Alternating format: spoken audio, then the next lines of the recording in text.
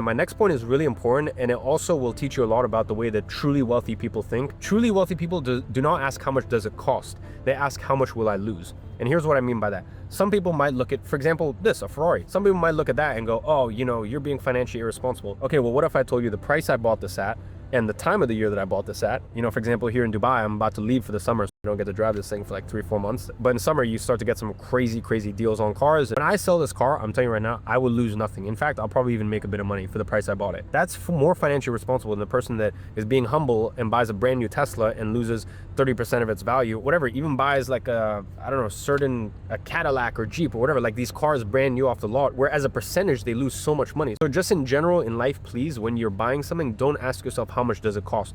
And this applies to, like, for example, even watches. Don't ask how much does it cost, ask how much does it lose, and then turn that into a percentage point, and then also amortize it. And what that means is, like, let's say you want to keep the watch over 5 years, or you want to keep the car over 5 years.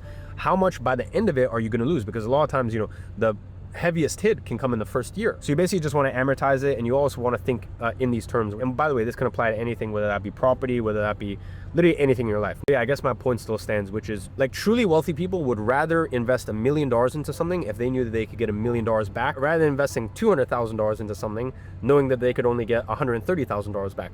To them, even though you're spending more money, it's still far more financially responsible to buy the thing that's $1 million if you know that it's still worth $1 million when you go to sell it, rather than the thing that you spend 200 grand on, but you lose 70 of that. So yeah, you might be spending 5 times more money, but you're not losing any money.